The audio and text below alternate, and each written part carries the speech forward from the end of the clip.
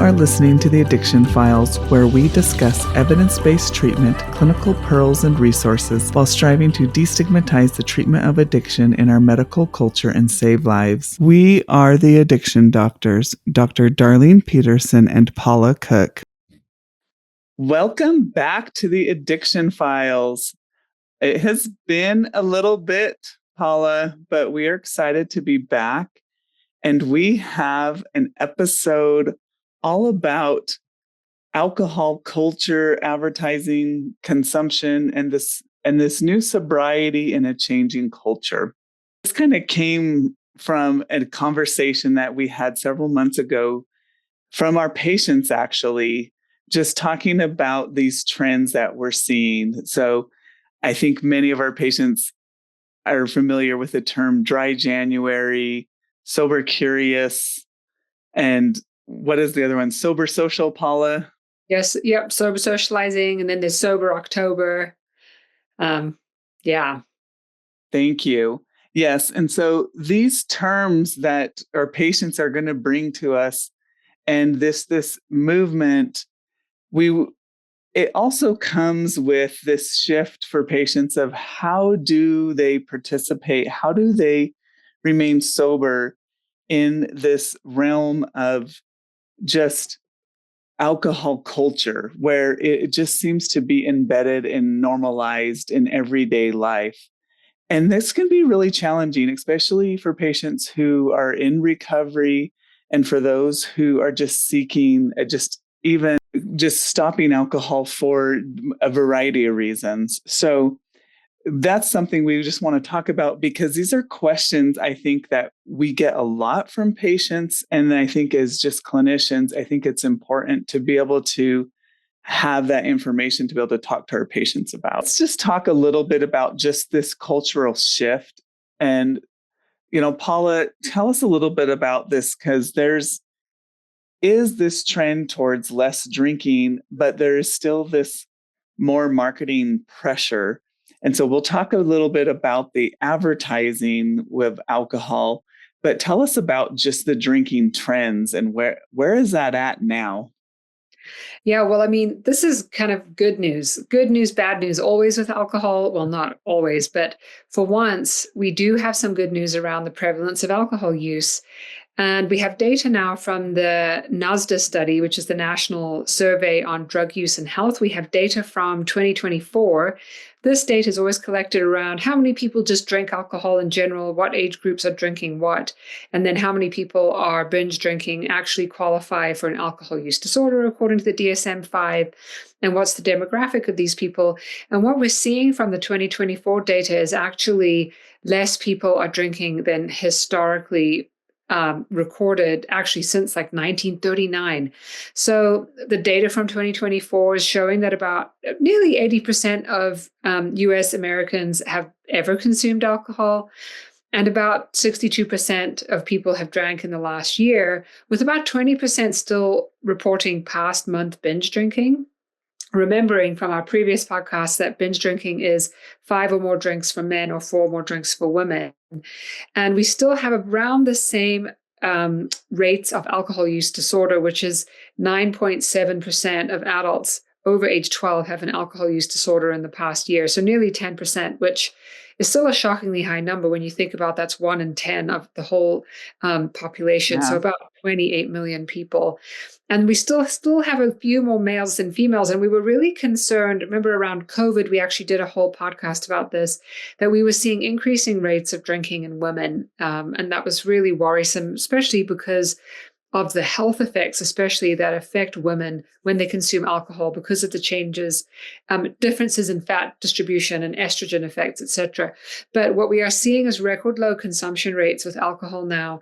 And they're seeing about 54% of US adults reporting drinking in 2025 as the new data, which is the lowest level since 1939. Mm-hmm.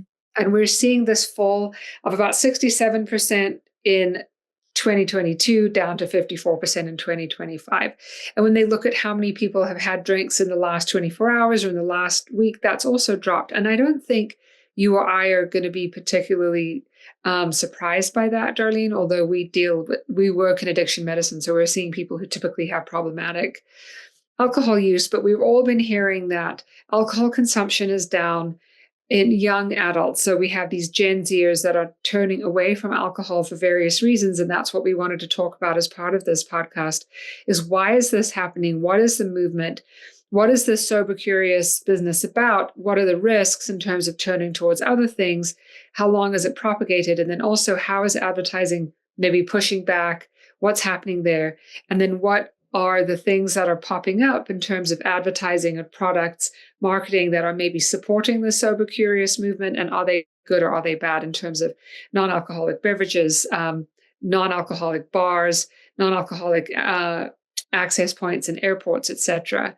So I think it's very interesting. What we do need to point out, though, as an overarching theme, and we always say this, is that even though we're seeing some decreasing drinking rates, alcohol is still an extremely dangerous and hazardous and deadly substance. And we have more people dying from alcohol every year than we do from opioids or stimulants, even though we have a lot of focus still on the opioid crisis, which we have a right to do that, but we still have about 178,000 Americans dying every single year from alcohol use.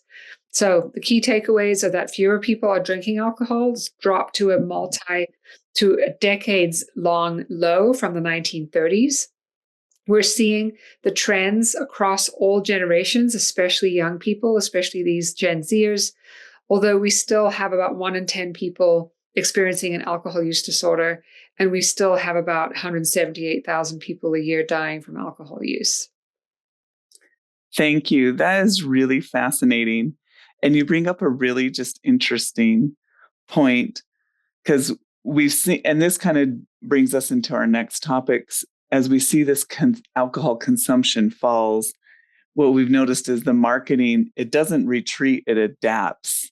So that's what we're going to touch on a little bit later is these different things that seem to kind of hook people and bring them back in, which is very, very kind of sneaky and stealthy.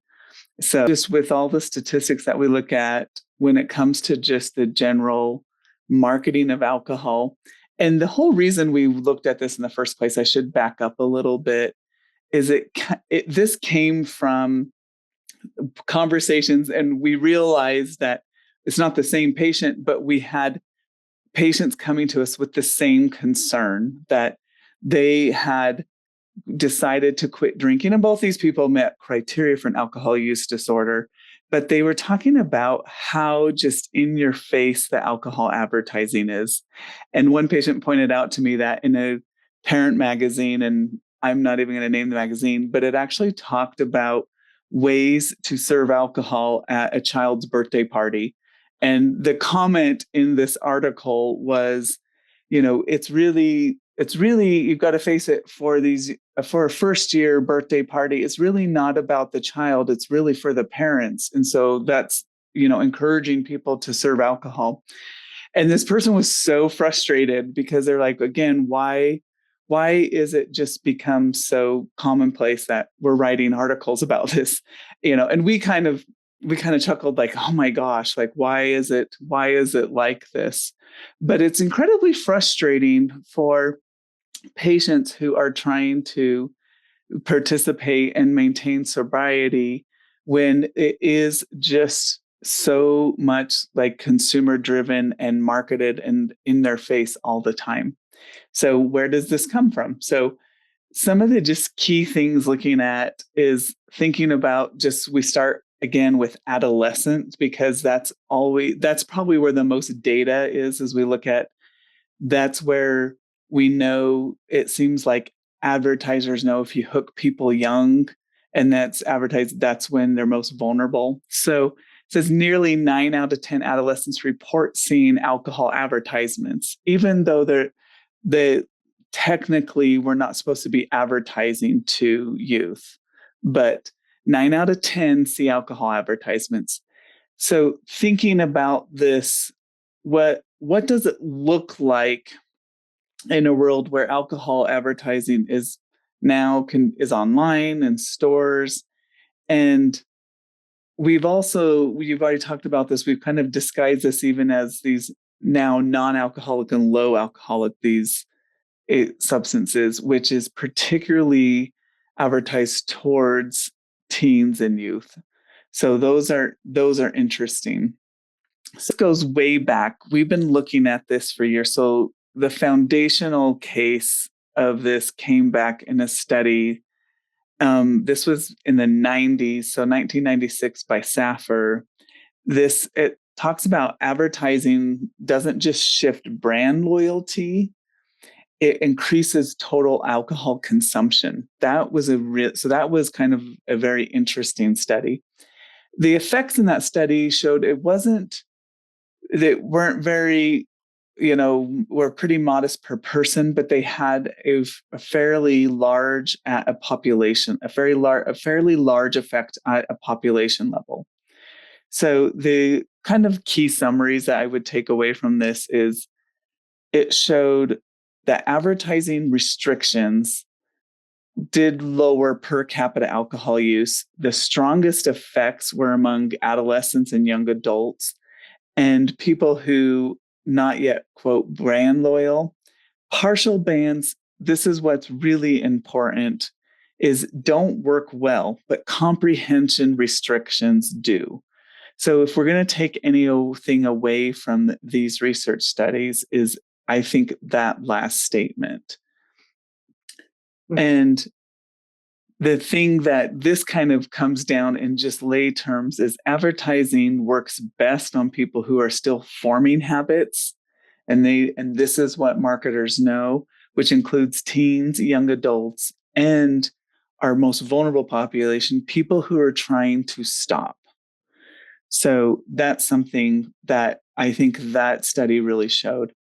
Now, looking at our more recent studies, so this is from Rye and Lee, and I may not be saying the name correctly. This is 2025. This is adolescence and ad saturation. And this looked at Korean adolescents. So, and this was a large study. We're looking at approximately 54,000. And they looked at where teens, their consumption of alcohol ads and how they drank. So the key findings is 88% saw alcohol ads. So that's of that sample, 88% saw alcohol ads. The most common channels was online, 64%. And the other was convenience stores, 45%, which we could have probably guessed that, right?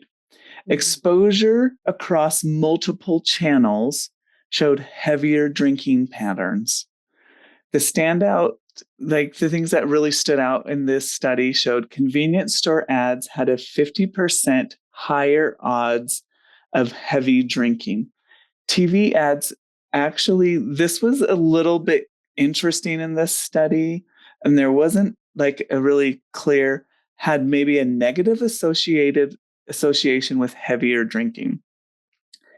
And that wasn't really clear why. So some of this things where it's not how much advertising per se, it's where and how, but we're really in an area where digital and retail can be immersive. It's definitely more like where we're thinking about peer visibility and also impulse driven. I mean, especially when you're dealing with teens and adolescents and young adults. TV, I think, is maybe why that had that negative association, is more regulated and less targeted, and can be maybe a little less socially reinforcing. That was some of the theories of that. This last one was this term pink washing. So this last study by Hall et al., this came out in 2024. And honestly, Paula, I had not, well, maybe I'd heard this term before, but I had not read this. This is taking alcohol brands that are aligning with breast cancer awareness. And you can really kind of extrapolate this to any brands kind of thinking about, even take this to any kind of alcohol, aligning with any kind of cancer awareness or anything. Even will see around Christmas time, you've seen these same ads where they will talk about designated drivers, and everyone thinks, oh, well, that alcohol brand, they're responsible, right? Because they're telling me not to drive intoxicated. Or this one is telling, they are aligning with this event, even though there is a clear association with increased breast cancer risk from of using this substance. What this study found is pink washing didn't immediately change risks or beliefs or buying intent, but once people learned about the alcohol cancer link, the ads were suddenly felt to be more misleading, and people felt a need for warning labels increased. And then the interesting part is beer ads benefited the most from pink washing. It made them look healthier. Companies seemed to be more, again, socially responsible, and brands' favorability increased. So that is so that just kind of brings back that same thing. If alcohol can borrow credibility from cancer awareness, what other harms can be softened by good, quote unquote, good branding like that? Mm. So that's a very, very interesting study. I don't know, Paula, what do you think about that? Well, I mean, we all know that big alcohol is multi-billion dollar industry. They don't have anyone's best interest at heart. They just want to make money. It makes me think of that, but we've talked about Quit Like a Woman on this podcast before by Holly Whitaker. That book is so great. I recommend it to patients and residents and medical students and fellow clinicians because she really talks about big alcohol and how understanding big alcohol really helped her stop drinking alcohol. But just understanding that much like big tobacco or now big cannabis, big nicotine, they really just out to make money. And no matter how they spin it, and they do it in most evil ways, like aligning with breast cancer. How ironic is that? They're just out to push. And I thought what was interesting is that they target people who are developing habits. And I hadn't really thought of that, but it's true, isn't it? So targeting early users. And maybe that's why there's been this big push to kind of target or to design drinks that are more appealing to the female population of drinkers as well over the last decade. Makes a lot of sense, right? Because historically, Yes. well, even still men are drinking more than women, but then the gap has been narrowing. And so just being aware that if you, and this is not to vilify all alcohol all the time, but if someone is drinking and thinking that it's healthy or thinking that it's fine and succumbing to the advertising of alcohol, and we all succumb to advertising for all kinds of things. I ordered some product off of TikTok the other day and I'm like, what am I doing? But is just realizing you really are just succumbing to big alcohol. That's what you're doing. And then to answer or to comment on your comment that like everyone's immersed in alcohol culture, and that's not new. This is just a problem I think that we all are dealing with all the time. I think it's just more pronounced for people who have severe consequences to drinking alcohol, is that it's at every occasion, at every holiday is hallmarked by some kind of alcohol. It's in every store, every convenience store. It's celebrated in meals as just part of like a socialization tradition. And it's so difficult to become a non-alcohol drinking person in any country, some countries more than others. We're just awash in alcohol culture. And it's very, very difficult if you're a person who doesn't do well with alcohol to still remain in that culture when there's alcohol at baby showers, there's alcohol at every holiday, at birthdays. I mean, we just have to sit and acknowledge that this is a very difficult thing to remain abstinent from. Absolutely. I couldn't agree more. And you bring up the interesting point about just this whole shift and this just sneaky and what they kind of call this like stealth marketing. So, Paula, tell us more about these zero alcohol drinks. Is this harm reduction or stealth marketing? Oh, What I think like this is just taking off, well, it's so right? interesting because, I mean, it really is taking off. So, just some statistics: non-alcoholic beverages are on a steep incline, and retail sales are showing a $920 million market. for non-alcoholic beverages, so up by about 22% from last year. The biggest category would be non-alcoholic beer. So non-alcoholic beer is the largest subcategory of non-alcoholic beverages. They account for about 80% of the non-alcoholic drink sales in the US. However, like mocktails and these zero-proof cocktail type drinks or non-alcoholic spirits are really on a steep incline as well. And, when they first started really emerging, I'll remember I have a really good friend who is in recovery from alcohol use. He's very open about it. And we were at a barbecue together about 2 or 3 years ago. And he was drinking what looked exactly to me like a Heineken. And I nearly had a heart attack only because I really love him. And I know he's really worked hard for his absolute recovery. And he goes to 12-step programs.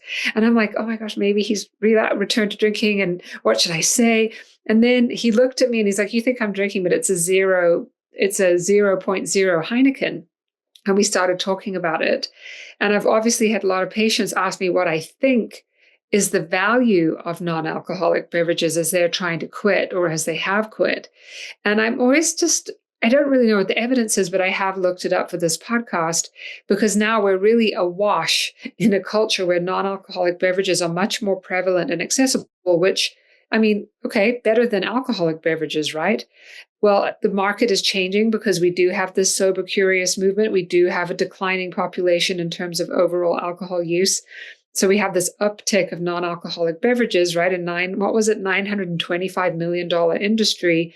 And we want to say, well, why? People are more health conscious. I think it's really interesting when you start looking at some of these drinks, how clever they are. I mean, you and I, Darlene, we've got background in integrative medicine as well. And I'm amazed at how many are actually being advertised as health drinks. Like they're adding ashwagandha or other adaptogens to try and make them like a healthy alternative.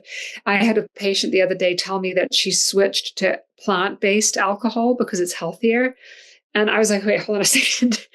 All alcohol is plant-based. And that's like not the correct use of the phrase plant-based, but alcohol is made from fermented plants, but that's a direct result of marketing for like, oh, we're a clean plant-based alcohol.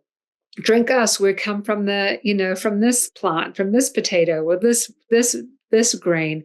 But in terms of our potatoes are like organic, organic potatoes, right? Before they rot. Yeah, but I think what is the actual evidence around non-alcoholic beverages? It's actually very interesting. And there's a good study. There's several studies recently on this because it is an interesting topic. There's a study that is out of BMC Medical in 2024. And there's another really good article out of Addiction Journal. Let's see, what year was that? I think that's even 2025. Let me see, checking it out. 2024. Sorry, main authors Bodring, looking at the effect in reduction of alcohol consumption when non-alcoholic beverages are provided. And what we're finding in summary is that providing non-alcoholic beverages to heavy drinkers does reduce alcohol consumption. Okay. However, for people who have more significant alcohol use or they have alcohol use disorder with higher audit scores, specifically audit scores greater than 15, that effect goes away. So the effect of reduced alcohol use with non-alcoholic beverages is of diminishing returns with the more severe the alcohol use disorder is. And that's probably related to priming and triggering for those people who have a severe alcohol use disorder. So, and I don't know what about you, Darlene, but I've definitely found that to be true clinically. I have two groups of people. I have people who have found non-alcoholic beverages to be quite helpful, and they use them in lieu of alcohol, and they find that they can do that without being triggered, or so they tell me. The evidence says this may be helpful as well. In this study of Japanese heavy drinkers, they were given non-alcoholic beverages. They're actually given them free quite liberally for 12 weeks, and they followed their alcohol consumption, and it really did reduce drastically. Versus people who have higher alcohol use, finding and noting that their alcohol use to routine alcohol, regular alcohol, was actually triggered and increased once they were exposed to non-alcoholic beverages. And that makes so much sense when we understand, the cycle of addiction, cue-induced learning and cue-induced triggering. Popping a beer with the same sound, the same smell, the same kind of bottle, but not having the same kind of effect in terms of behavioral conditioning, back to good old Skinner, people are like, well, this is not doing the same thing. I think I'm going to try a real one. So that kind of triggering, or just the normalization of drinking NABs may then lead to, well, I've had 3 Budweiser whatevers. I can now just have a regular one. It's no big deal, rather than having this mindset that some people adopt for their recovery, that they just need to be absolutely abstinent and stay away from those drinks so that they don't even veer near it because the consequences are so severe. Well, and this it's interesting because these non-alcoholic drinks in teens, it was almost kind of like a different story. So there was that study by Bartram et al., and this just came out. This was 2025, and this was how teens perceive no-low drinks. So these are either zero alcohol or low alcohol, and this basically classified zero alcohol drinks or as alcohol not. It said teens mentally classify zero alcohol drinks as alcohol not soda, and the numbers, it said 94% of alcoholic drinks they think of those as alcohol. 91% of zero alcohol brand extensions they think of as alcohol. That's really interesting. And then approximately 5% think of them as maybe soft drinks, which is interesting. Why does that matter? Because zero alcohol drinks bypass ad restrictions completely. Yes. There's no ad restrictions on those. It still conditions the brain to associate alcohol branding with reward.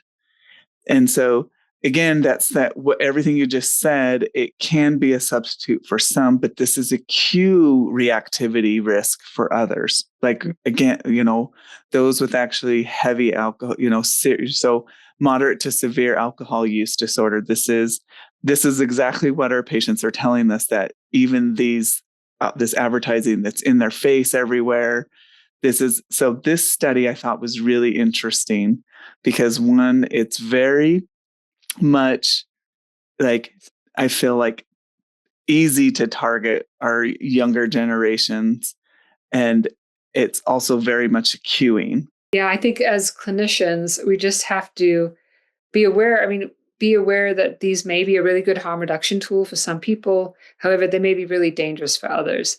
And so having the conversation, and I think now that the evidence is growing and we have a body of evidence, it's great because we can actually rely on the science here and also talk to people really openly and say, well, how do these kinds of beverages affect you personally? And what are you going to do moving forward in terms of these drinks, and also stratify people's risk. Are you a heavy drinker?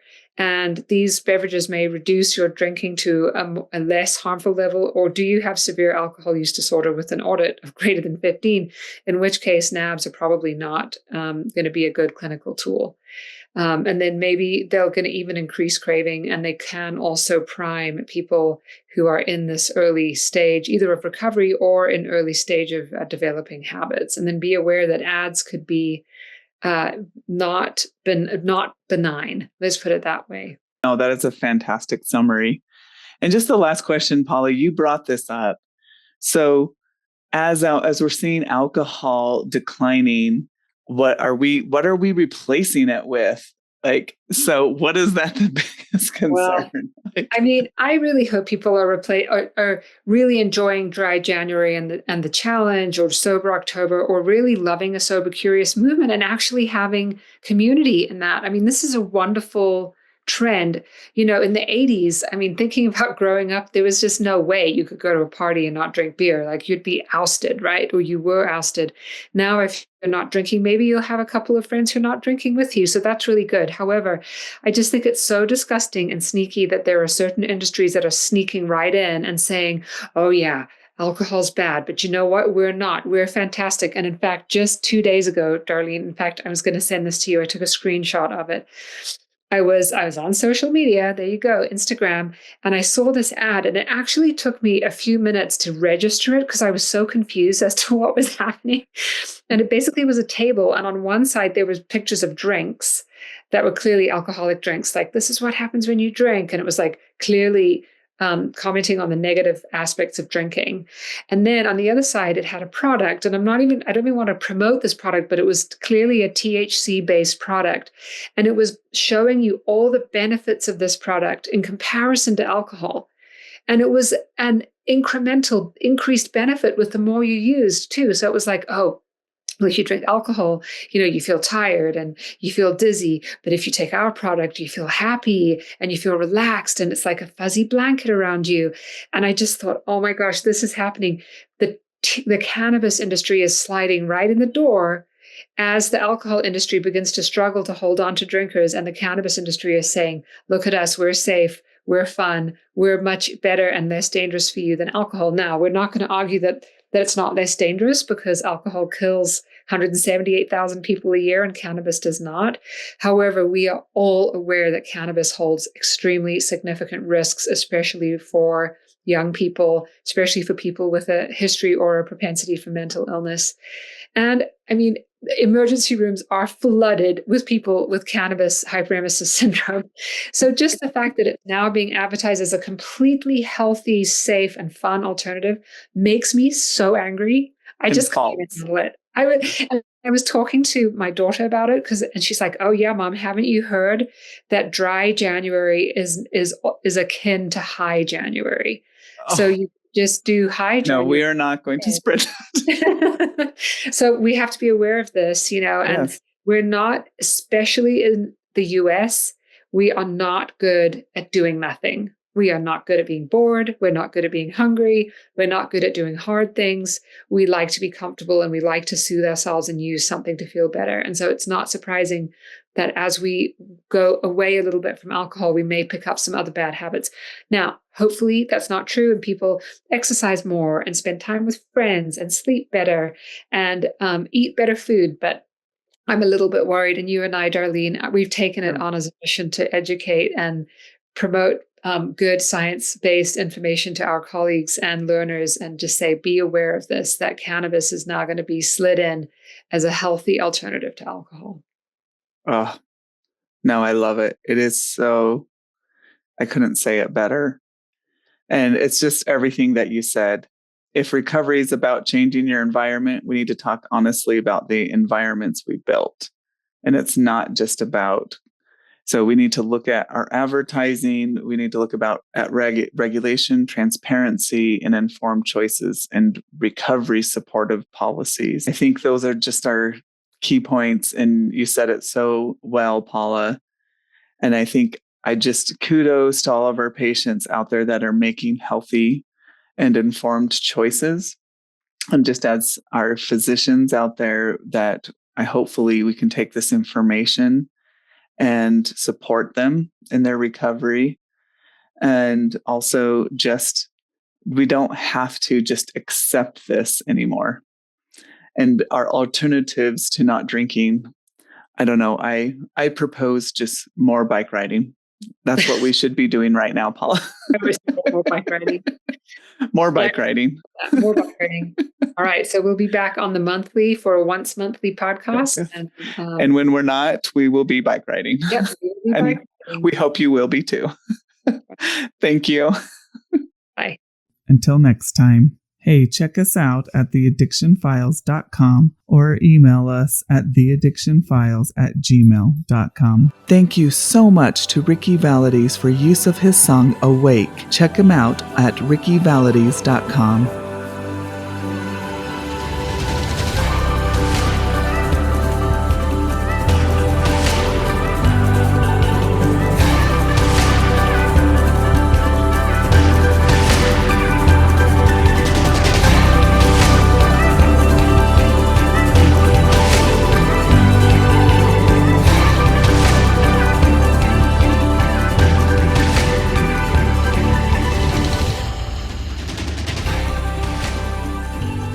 Podcasts are for entertainment and education purposes only. Hosts and guests are not responsible for any harm caused by information obtained from this source. As each person is unique, you're advised to seek the advice of your own healthcare professional to treat any medical conditions you may be having. Opinions expressed on this show are those of the Addiction Files and not of our respective employers.